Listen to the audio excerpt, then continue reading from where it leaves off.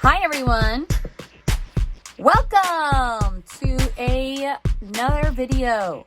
We are going to work on a project and I'm going to talk about still life lessons because here we are at the summative, everyone. Set up objects that are visually interesting to you. Why? Because you want to love what you're looking at. You want to choose something that's interesting to you, and then make sure you get out your supplies and organize them. I'm picking meaningful objects that are important to me here, that have been important to me in 2020 and 2021. And make sure you put a cloth underneath. You could do as many or as few objects as you want. Here's my final work. I'm not sure how I feel about adding in that shoe. Okay, step 2, lesson 2. Do a draft in your sketchbook first. Block in basic shapes. So you need to get to know your setup. And this process comes with a lot of erasing and redoing. And notice how I'm blocking in different shapes and I am modifying and changing. And I'm starting to get a sense too with marker and my value. Okay, work on tag board for my students or whatever paper you're going to use that's big. And then make sure you go light to dark first. So notice that my line weight is super light. It's crazy light because I am modifying and I'm adjusting, and you can see that. Stay tuned for another version of the video after this if you want to see it a little slower. So I'm making tons of adjustments. I am going so light with an H pencil right now. It's crazy. But I love doing videos like this because you can see the struggle and the lesson, because we need to grow as artists. Next step, work on off-white paper. Bring down value of the background early. Why should you work on like beige paper and bring down the value of the background? So you could slowly get a sense of where the light is. If you bring down the value of the background, that forces you to consider, well, where's the light hitting my objects? Because white is a color. It's so powerful. And if you work in any sort of highlights with your color pencil, then that's a choice you're making. So ask yourself where the light is hitting. Now remember, there's a difference between an outline and a contour drawing. You should go back and forth between both. So an outline is the outside of the object. That is a hard boundary. Okay, but the inside of the object are all of the millions of lines and strokes on the inside that's helping us to understand that the object is 3D. So when you're drawing, ask yourself, am I doing the outline and should I just shade the background? Is this a hard boundary, or am I trying to make the object look round and using those ellipses, those different strokes to make things look 3D? And obviously look at how beneficial it is to set up a cloth because it helps to bring all the objects together. A cloth or something that kind of unifies everything. Here I'm bringing down the background around the AirPods because the AirPods are white. And I love it when you could see the struggle that an artist goes through on film. Usually on YouTube, the struggle is like there's no struggle. All the artists are perfect. But I like showing the struggle so my students know, it's hard. So I'm bringing down the background of the cloth, slowly adding in details with our dual tip markers.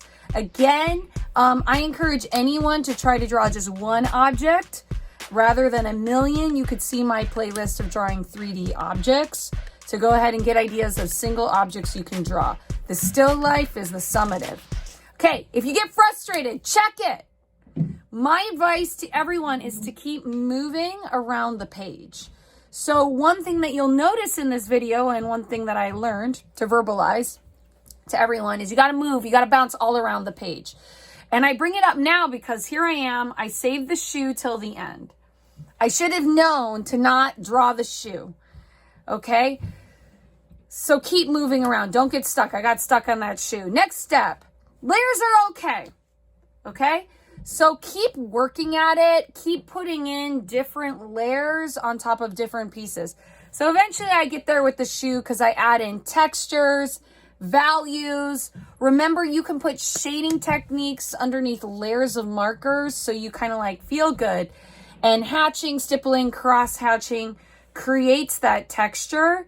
And the more you work at it, if you keep working at it, if you keep adding layers, you're going to start to like your drawing. Lastly, save black and white for the end. So, pen, whiteout, white paint. You're going to go ahead, you're going to save that for the end, and that's when you add in other layers of shading techniques that really define the edges, that make things look rough or smooth. Add in those stipplings.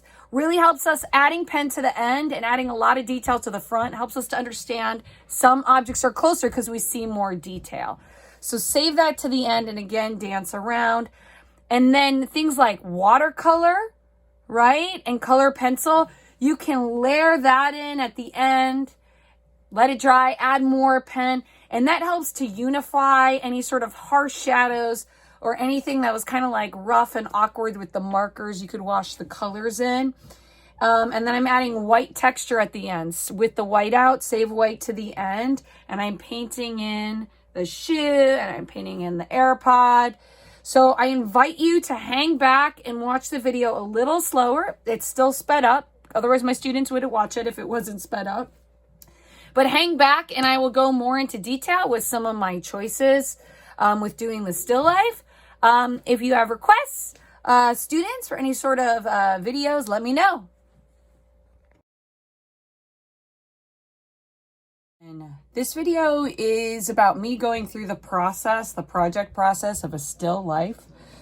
So the first step with the still life is to start to sketch and slowly place the objects at different spaces in the frame. You should see a still life as an opportunity to kind of like problem solve. And it's really, really a strong hard visual problem, because look at how much I'm erasing. I'm constantly erasing, redoing, refining. And my message to all of my students is that you have to be okay with erasing and making adjustments. And that's kind of what art teaches us. So, still lifes are hard for everyone. And the amount of objects you include is going to determine how hard it is. Okay, I'm blocking in a coffee cup, AirPods, and it looks like I'm trying to do my shoe.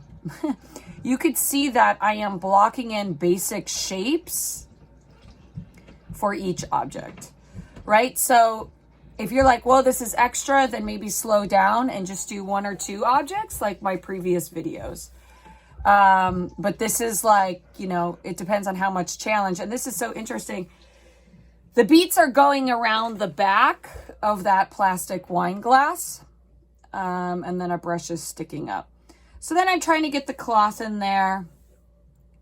And I'm still working in my sketchbook.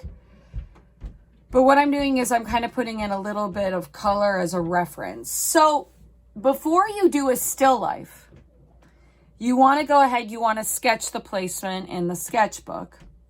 And I would like to offer all of my students extra credit if they take on doing a still life and actually taking the time to do the practice sketch in your journal.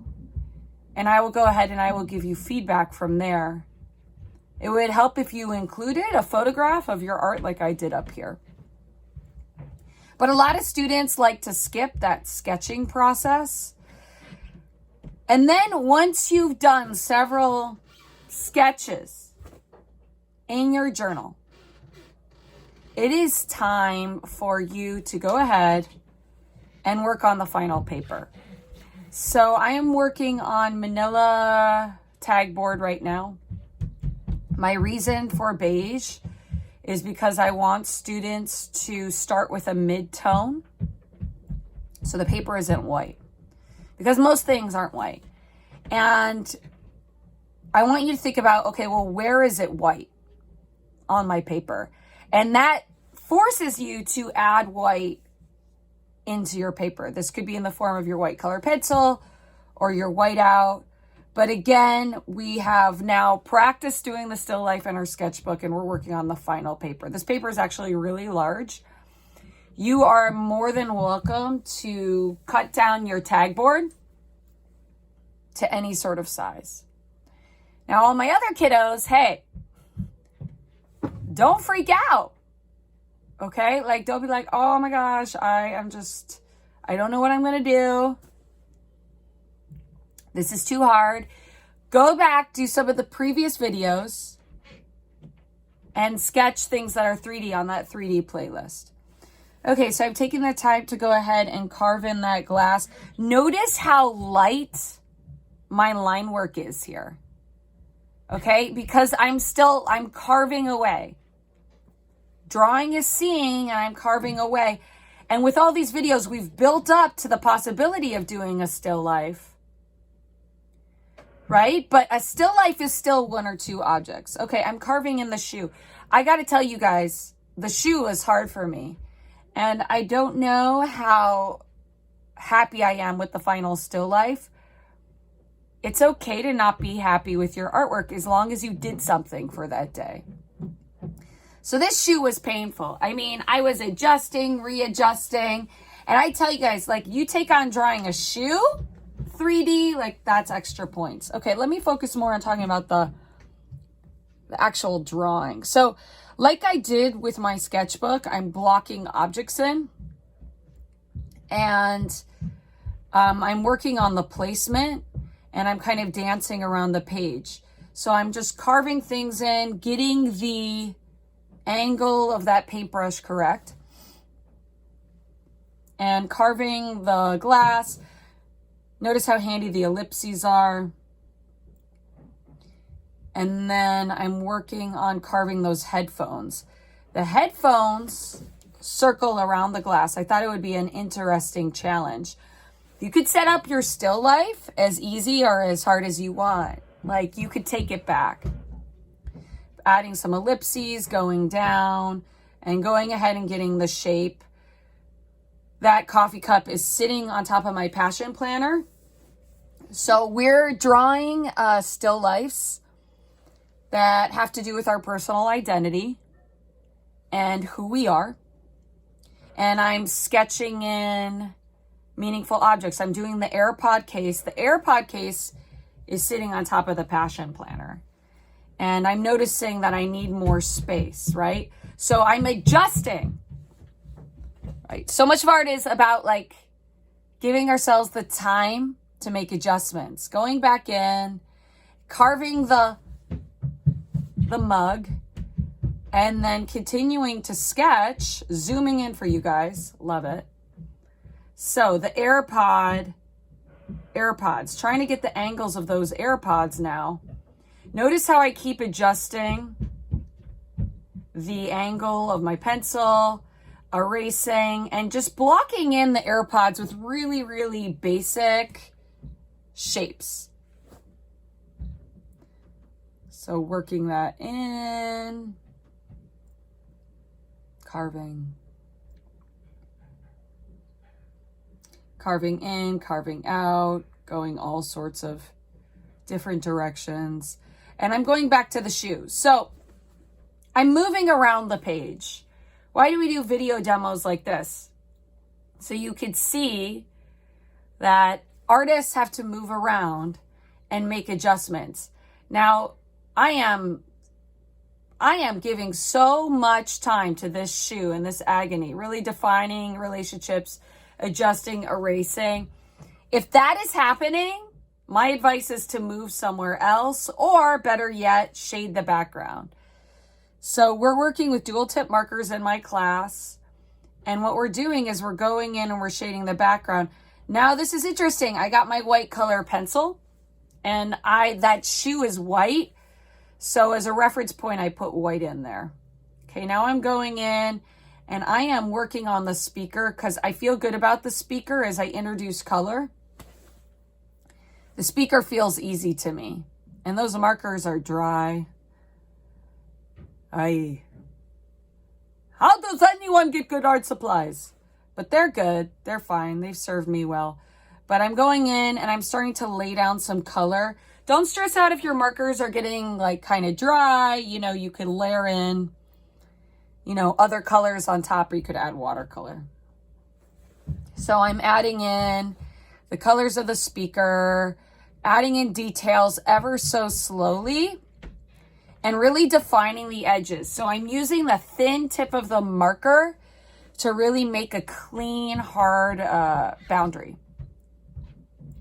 And that's something you should think about, painting the background. So we talk about hard versus soft boundaries.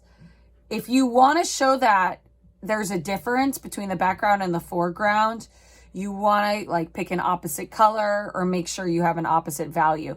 So I'm purposely introducing an orangey brown because it's sort of against that blue, and that kind of makes things pop out. So I think I'm actually using orange on top because the brown was not that great. Notice how I'm leaving the top white and beige. So you have to be thinking about, okay, like, so where's the light? And what's great about working on the Bristol paper is it's beige and you're kind of working things in slowly. Okay, so I'm painting grays, coming in with the grays, going ahead and I think I'm still recording. Going ahead and painting in a gray on this coffee cup, working in the brown. It's an ellipses. I love doing this coffee cup because there's stripes. It helps me show how round it is. I love my coffee cup. Okay, I'm adding in layers of brown on top of the gray. So I stopped with gray because I'm slowly working in value. So notice how light most of these values are, including this pink right here. I'm slowly bringing things down. Now, all famous artists usually use like cloth, and they put objects on top of cloth. Why? Because whoa, holy blue. Sorry, I added in a dark blue. That is a dark value. I'm taking a risk there. Wow.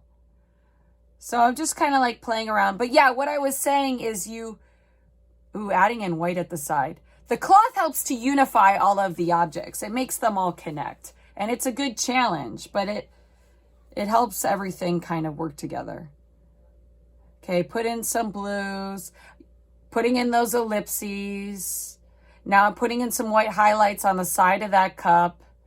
A lot of ellipses, getting the relationships in of the coffee cup, dancing around. Again, check out my video on the coffee cup. You have those curved lines right there that are kind of like envelope wrapping around. And my son said something so funny. He's like, why is all that stuff sitting there? No one would ever have all of their stuff sitting there in a pile. I thought that was funny. But why do we do it? It's a visual problem. Putting in a shadow right here behind the coffee cup because it's a fight with light. So when you're doing a still life, any sort of still life, you're kind of like working in light. And again, blocking in images. Blocking things in, really making things dark. Okay, and I'm using that thin edge of the marker to kind of show where the coffee cup ends. So the Passion Planner is green, right? And I'm using those dark values. Ooh, white.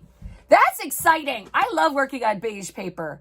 Like that moment when you put white in, like it's as powerful as black. Okay, so I'm trying to paint in the value of the planner now. So the planner is a green color, but notice how I'm using two different greens because yes, something can be a solid color, but that's something we're working on in this unit is things are multiple colors because they're multiple values.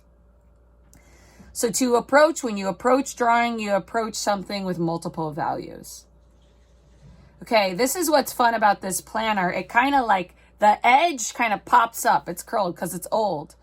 Okay, working on my background cloth. I purposely used red cloth, by the way, because a lot of my meaningful objects are cool colors and I wanted contrast. So yeah, a lot of that pink, hot pink color because the red was not cooperating. Zooming out, adjusting.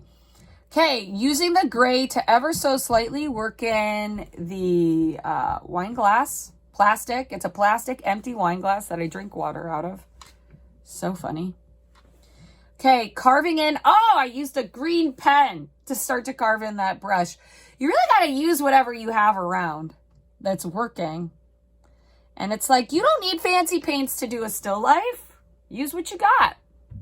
Okay, circling in, putting in those beats. And then this beige color, so interesting. Beige on top of beige, but notice how it's a different value. So yeah, I see beige in my coffee cup, right? So you got to look around. Whenever you have a color, look around. Where is it? Okay, dark value. Wow. So every once in a while, you got to introduce the dark value. Notice how I'm dancing around from object to object. So I'm starting to define those relationships. The headphones are going behind the glass. Once again, you don't have to get this complicated. You can make it simple. Okay, you can actually see the cloth through the glass. That's so interesting. So that's hard. So you got to put some objects close, some objects far away, or you keep it easy, keep it chill. Chill, guys. It's like give yourself a challenge that is like there, at your level. These headphones were hard to draw. I'm just going to say, because they're black, right? I'm drawing these headphones. They're meaningful to me. They're black, but they're not. They're all sorts of different values. So they're all sorts of different grays. So I'm like, okay, how do I make them look round, but they're so black? So notice how I'm not using black. I'm using grays. Carving around. Okay, I picked up the pencil to define the edge of the coffee cup. So it's interesting. You got to make sure it's like, okay, where does the coffee cup intersect with the headphones? Where is it in front? You got to keep the same angle. Hope that your siblings don't move things. This whole time I'm looking at an object, dancing around, dancing all over the place, blocking things in. So interesting, so exciting. Dancing around with the purple and the gray, bringing things down. Yeah, and the marks, bringing down a shadow on top of the planner. The line direction shows which way, like how each object is behaving, whether it's crinkly. Okay, bringing down the background. The background was frustrating me because I'm like, why are these markers not behaving? Okay, dark value alert. Wow. What is happening there? I am painting like the edge of the window probably. So the background tells a story too, but you don't want to give the background too much details. Okay, because I want to give the planner most of the details because the planner's coming out in space. Watcha! So shading in, going around. Guys, you could draw anything you want. Anything you want. In your world, you can make art. So I'm showing how the planner is bending with those hatches. What am I doing now? I'm painting. This whole thing's an underpainting, really. But I'm really painting around the AirPods now. Painting around them. Why? Because the AirPods are white. And you want to paint your space around. I'm so mesmerized by how fast this is going. Why is this going so fast? Because I have learned that students don't sit and they don't watch videos. You guys don't have anything against me, but you're like, oh, I'm bored. Let me check my phone, right? So hopefully you're playing this in the background and you're getting a sense of what you could do. Adding shadows underneath the AirPod case. Okay, so now I'm really starting to layer in some values. I'm using a dark gray on top of the green. Okay, so you can layer grays on tops of greens, greens on tops of grays. You can layer colors. So now I'm painting all around. Painting grays on top. So don't be upset if you made a mistake. I'm not sure with the markers, right? I'm making mistakes left and right, but I keep going. So maybe that's one of the biggest lessons I want you guys to take away is don't get frustrated, just keep going. And this applies to all things in life. Don't get frustrated with your essay, keep going. Okay, I had my green planner, so I was like, oh, okay, I'm gonna put in green of the brush. Okay, my favorite marker, light purple. I think that's 77. Adding in some shadows, adding in some grays. So I'm starting to bring stuff down. I even added a highlight with the color pencil. So make sure you have your white color pencil out when you're drawing your 3D object. Adding in the value. La da da da da. Okay, I'm adding in all sorts of different light grays. Adding in purples.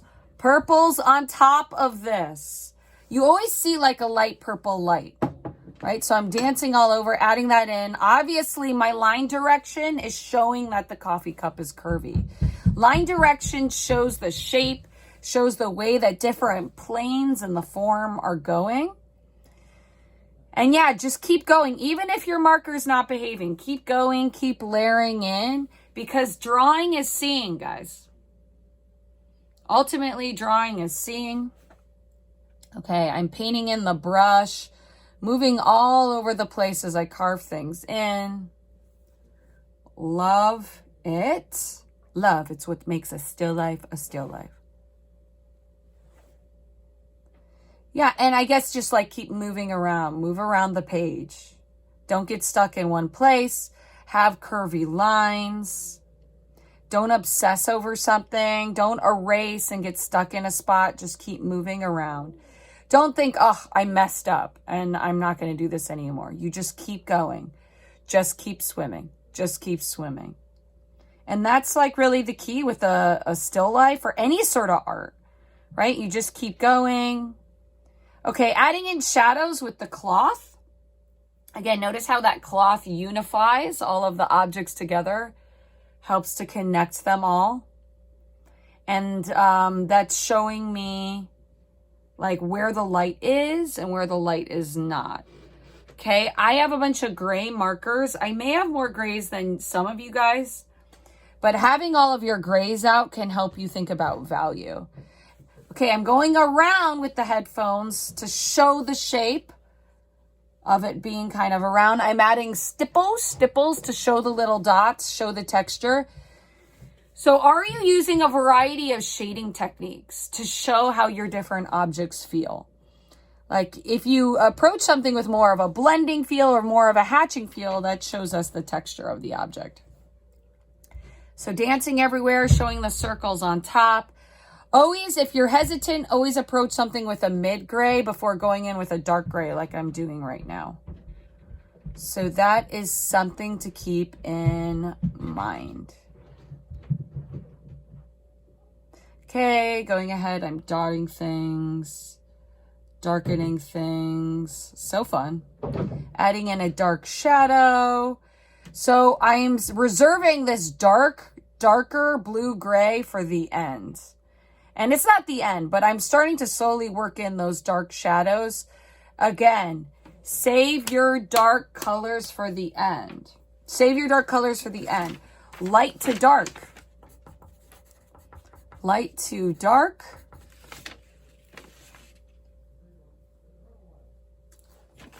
Medium first. Dance around.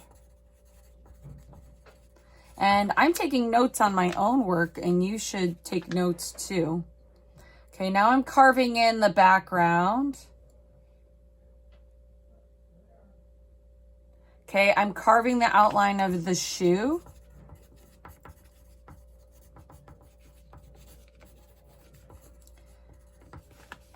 Inside and outside.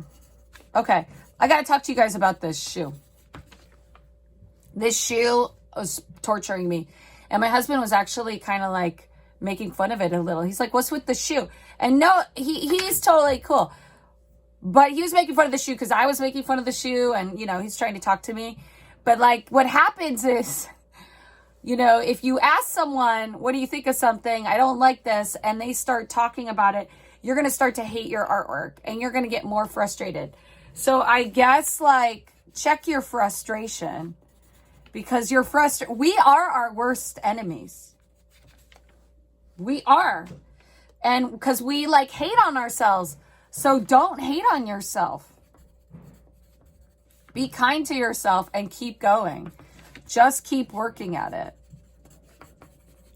Okay, I'm bringing in some colors of the shoe. Do you have to do a shoe in a still life? No. I actually, my still life, I think I would have liked better if I had just done the objects at the left. But I remember I was setting up this still life and I was like, oh, should I put in a shoe? And it was a last minute addition and I shouldn't have. And my husband and my son were like, why is there a shoe there? Don't think. Like, art begins when thinking stops. So don't overthink the whole thing. Okay, so I'm adding in lines and dark values. I'm trying to understand this shoe. Why is a shoe so hard to draw? Because you got so many planes going left, right, over. You got shoelaces. I mean, shoes are hard. And I'm just trying to get the right shape of the shoe because if you're drawing a contour drawing, there's a difference between contour and outline. A contour is the inside of an object. Outline is the outside. The problem with the shoe is the outline's already weird of a shoe, right? It's a weird shape, a shoe. And then the contour, like you got lines going left, right, all over. Like the lines that make up a shoe are crazy. And you're drawing the inside of the shoe too. You got to worry about like drawing the inside, the bends of the inside. Okay, let me draw more what I'm seeing. I'm going to stop riffing on the shoe. So what I'm doing is I'm trying to understand, get the right angle of the outside of the shoe. And I don't think I ever made a complete decision about certain angles of the shoe. I think at this point I was tired and I should have taken a break, but okay. Focus more in the drawing. I am putting in some shoelaces. I'm trying to get the angles of the shoelaces right. And I'm putting in a lighter blue, trying to represent. Now notice how my marks are going in the direction of the different bends of the contour lines of the shoe. So I'm trying to tell the story of the shoe by going left, going right, going up, going down. And I'm putting in texture of the shoe. So there's value in watching my struggle, right? Because we're reminded of things. Like shading gives texture.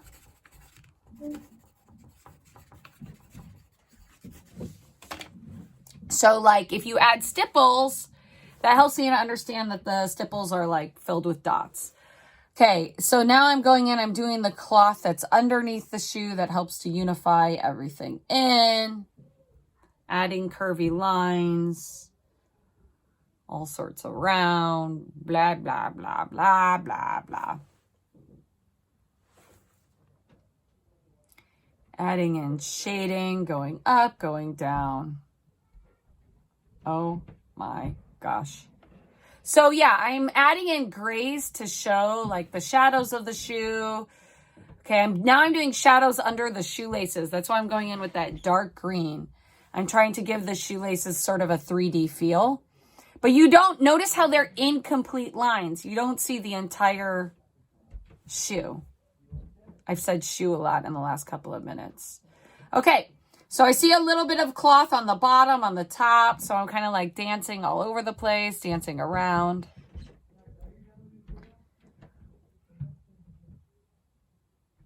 Okay, layering in some grays. You always like stop, be like, okay, well, what's light, what's dark? And bring things down. I'm dancing everywhere with the grays. Here. My kids yelling upstairs. Okay, so I'm working in some of the brighter green to kind of give it more form. So you could tell I'm trying to make it rounder. And I think I take a break from the shoe, or maybe I'm about to chuck the piece. Okay, I'm coming in with white and black. So white and black are your last additions. Why? Because it really helps to clarify relationships, clarify hard versus soft boundaries.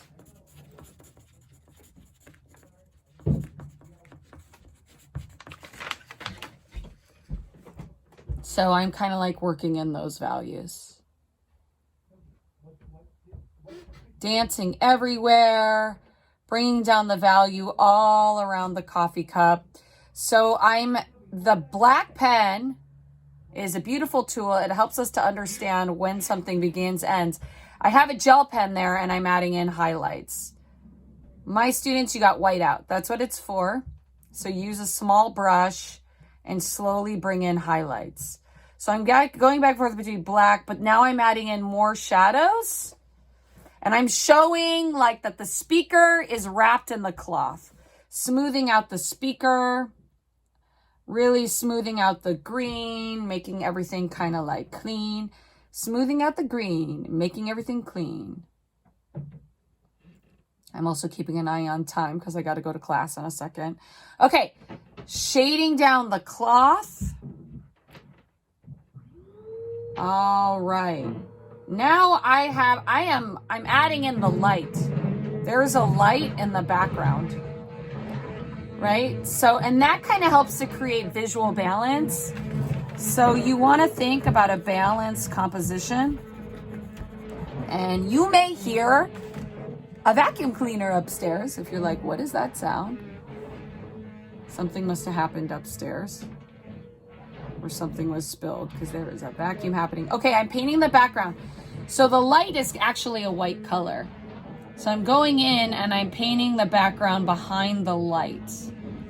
Right? Because sometimes you got to do background first. Background first. I'm making notes. Right? And it's doing the background. Ooh! Putting in texture. Texture with the pen. Love it so much. I think I'm going to entitle this video Still Life Lessons. And that's like what you do when you do any sort of art exercises. You learn lessons, you reflect, you go back. You think, what am I going to do different next time? Okay, I am adding in texture with the pen. My favorite part of any sort of project is at the end when you're kind of adding in those those details. So I'm adding in lines at the side and showing the bend of the planner and really like defining edges and showing the story by adding in black, white, light blue, light purple, and I'm really adding in layers. So it's the best is when you stick with the project and you're adding details at the very end. So I'm making kind of adjustments with the planner, showing that strap is kind of wrapping around. And I think that's the part that I'm the most proud of. I'm proud of this cup, and I'm also proud of the planner. I'm not proud of the shoe, but I'm proud that I did the shoe, if that makes sense. So you want to always challenge yourself too. Challenge is good, but challenge yourself just enough. And I tell you guys are your most important teachers, you know? Like it's up to you to challenge yourself. Adding in some dots, not a lot. Some stipples, helping me to understand the relationship of those headphones. Going in, really defining the edge of the coffee cup. Okay. There is like excuse the vacuum. The coffee cup is kind of like meeting the side right there. Hopefully you're still with me, even though there's a vacuum cleaner going around. Okay. Really bringing down the value behind the coffee cup because the headphones are there. Helps me to understand that the coffee cup is in front of the headphones. Okay, bringing down values. So here I am. I'm like at the end of the project, really. And I'm bringing in the dark values. So dark values, dark at the end. Dark values at the end. No stress, guys. All right, why do you have watercolors and color pencils? Because you can layer on top and really make some fun choices about color on top of your marker. So I am simplifying the background, trying to make myself love the shoe more, but simplifying the background by adding in more shadows with like a dark blue with my watercolor. And the watercolor works fine on top of the tag board. You do have watercolor paper, and that is an option. Though I do want students to save the watercolor paper for a self-portrait. But yeah, I would like you guys to do a larger 3D piece, carving all around. Okay, so the cloth, right? I am painting the cloth right now. Notice how I have a paper towel. And I'm really unifying the cloth. Unifying all my marks with the marker by doing a wash of watercolor over the cloth. So I'm using purples and reds to kind of bring everything together. So yeah, watercolor at the end will help you guys really bring everything together. Okay, what am I doing here with my video? Can't really see. I am painting the background and you don't see. So I'm unifying the background, unifying the yellow. Okay, dabbing with my paper towel ever so lightly. You know, less is more. You want to introduce things slowly. Stop, step away. But I added some yellow in the background to kind of bring the yellow down. And now we forget that the paper is beige, right? Because we've added white in, we've added darks in.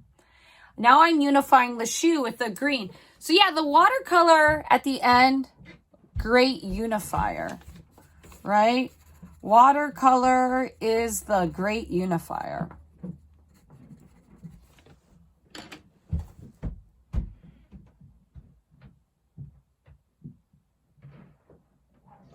You could tell that it's bright and it's outside. Okay, I'm adding white out at the end. I'm actually adding gouache, but you could go ahead, you could paint in white.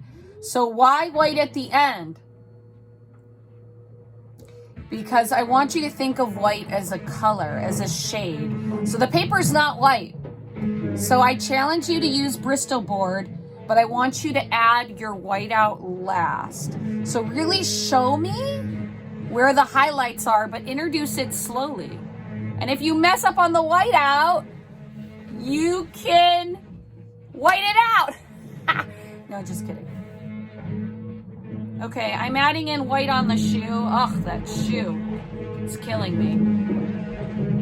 And I'm adding in white all around, dabbing with the pencils and the white. And there is a vacuum cleaner on the top, and that's okay because we're going to keep going. Because no matter what happens, guys, you keep going with your project. Don't stop and be like, oh, my little sister's distracting me, or there's something on Netflix, I'm not going to do it. Keep going. Okay, using the pen to add in shadows, right? So that's something that we've been going over in this video. You use pen at the end. I have to be in class in 3 minutes. I think this video is going to be over just in time. So adding in pen, adding in hatching for details at the very end. Fabulous. Trying to show the relationship with the shoe. Trying to make decisions about the shoe. You know, I guess the lesson that you can learn is you want to make decisions about the relationships of the objects at the very, like in the beginning, sooner than later. So make decisions about relationships early. Okay, adding in all sorts of grays. Because the shoe, I waited to the end to make decisions. And I was like making adjustments all the way to the end. And that's not good. Okay, you could tell I'm not sure where the shoe begins and ends. You need to know where an object begins and ends. Adding in all sorts of painting with this shoe. Oh my God, this shoe. Oh, I can't. Sorry, I said that. G-O-D. Okay, so I'm painting the front. I'm trying to show that shoe's coming out at space. And, you know, as an art teacher, I tell all art teachers, you know, like, show your struggle. Students need to see that you're struggling so they know art's a struggle and it's normal. Learning should be a struggle. Okay, adding in highlights of the AirPods because the AirPods are white. So you got to paint the AirPods with your white out. Again, students, you're not doing my setup necessarily. You're doing your own setup. Oh, this shoe. Okay, adding in highlights on the cloth. And that's it, guys. I'm all done. Thank you for watching. I got to go to advisory. I hope this video is useful. Do a still life on your tag board. I'm your art teacher. I'll see you later. Bye, guys.